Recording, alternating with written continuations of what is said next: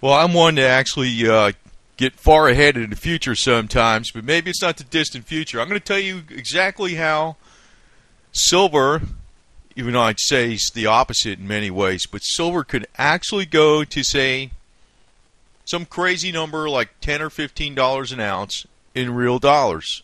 Unpopular statement, right? Not saying it causes some market manipulation or anything like that. Follow me through on this. You know, I got a picture here of I don't run a gulag, you know, and a pretty female announcer saying, I don't run a gulag, I don't run a gulag, whatever, and convincing everybody. But that would be exactly how you would do it. Free labor. And let's take an example like of palladium. Since the mid-1930s, palladium was mined in Norilsk Mine in northern Siberia, Russia, one of the few towns above the Arctic Circle of any major size. It's one of the most northernmost towns in the world. Very cold, very polluted. A tree doesn't grow within 200 miles of the 220 miles of the mine. And even now, when they don't have gulag labor, they have to pay workers a very, very high premium, and they still can't keep the place with enough workers. But back, before the Soviet Union fell apart, all the way from the 30s all the way up to the late 80s or more, that mine was largely run with gulag slave labor. Now, why is palladium so low? Actually, palladium should be more than platinum. And platinum, when industry is actually, on average, platinum is 1.4 times the price of gold.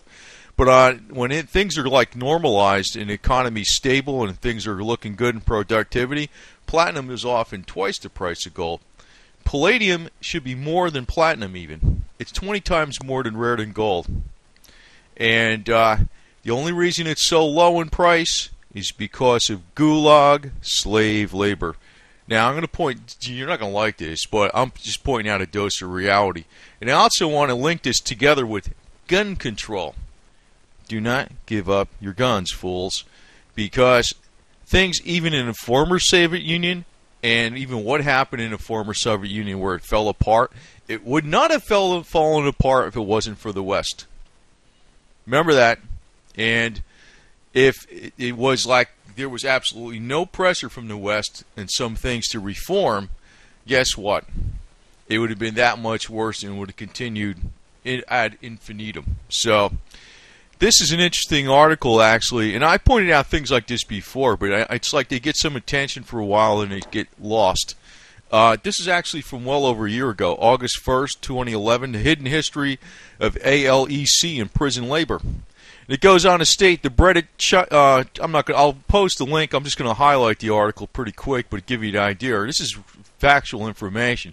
The breaded chicken patty your child bites into at school may have been made by a worker earning 20 cents an hour, not in a faraway country, but a member of the invisible American workforce, prisoners.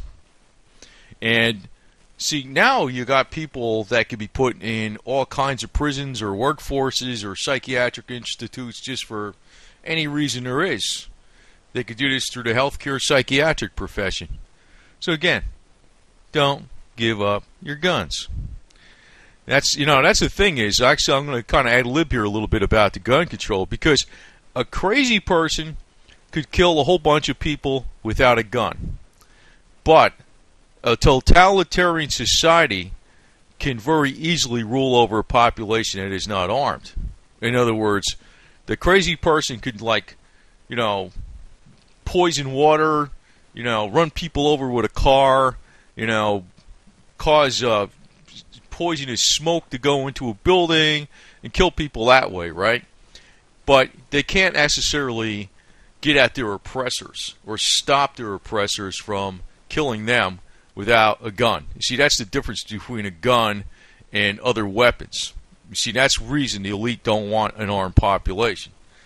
But if there was an armed population in the Soviet Union when all this stuff was going on and the gulags are full, it would have never happened. That's why I always say with Vladimir Putin, he's a big phony fraud with his $250,000 wristwatches and all this other garbage that he's just out there to reform. But let me get on with this. This is about the prison labor in the United States, which I say can be used for anything. It could be used for oil production. It could be used for mining silver and gold. So, just like the Soviets used it for palladium. Although a wide variety of goods have long been produced by state and federal prisoners and for the U.S. government, license placements are the classic example with recent contracts including everything. Now they're going to guided missile parts, solar panels, everything. They're using it for everything under the sun. So, but this is thanks to the American Legislative Exchange Council and its Prisons Industries Act and a little-known federal program known as PI, Prison Industries Exchange Certification Program. So, this is actually a big-time potential to go to like Gulag prison labor to mine. Why not? Why not? If there's an economic emergency in the United States, the whole dollar collapses and everything like that, they can use the military and the prison labor to mine silver and gold for nothing. So they could drop the price that way. Because a lot of it is labor intensive. It's not just energy intensive, it's labor intensive. But if you got free labor, hey, you know, if you ain't got to pay people, hey, that sure drops the price, don't it? But in the meantime, they'll have the slick commentator out there, somebody like Abby Martin of Russia Today or one of those types of people. I'll mention her name because I really can't stand her. But it could be a bunch of different people. But they always put like the slick female commentator on there that's like, you know, be saying, I don't run a gulag, you know, and saying all the reasons and like how entertaining and, you know, these people are bad, they're this, they're that, they're not, they're harming the children or whatever they're doing, you know. And they'll put the spiel on there. But see, this is one way, you know, I have to actually have a mind this way. I think the same way they do. So I could figure this could be a potential thing that can happen. Don't think it can't. It won't happen next year. But this is also a heads up as to why America should never get disarmed. Because actually the fact that America was armed, it also toned down a lot of stuff that happened in a lot of these other countries, even though they were extremely horrible, and millions and millions and millions of people died. A lot of things were toned down a lot because America was armed. And America's policies were influencing those other countries. So, once the total global disarmament of all the population happens, you're going to see what's going to happen. Because actually right now, I could tell you, the thing with Russia and the reforms in Russia, it's all a long-range ruse. You know, they all told me, I was reading years before the Soviet Union fell apart, that it would fall apart. Major Anatoly Golitsyn. That's why I don't trust Vladimir Putin at all. Not at all. But, you know, the way I look at it, you know, I'll work with our American elite, provided they work with me, too. So, you know, if they mess with the Bill of Rights, which is the freedom of speech, the right to bear arms, the right to due process, and the right not to criminate oneself, and various rights like that, if they don't mess with that, I'm fine with what they do. If they start messing with any of our rights, screw them. That's the way I look at it. But just beware that there are other novel ways, and don't put it... Hey, they will do this, too. They will do this. But if you got a gun and somebody's going to try to, like, you know, screw you up really bad with, you know, the evil dictatorship, you know, it's the Stalin, Hitler, Vladimir Putin triaxle, whatever the hell you want to call it, you know, fight them back, fight them back.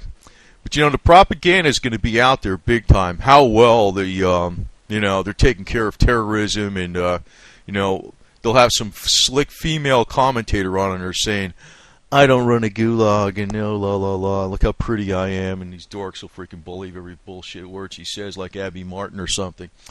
But, you know, what can I tell you? What can I tell you? This is something to watch out for, heads up.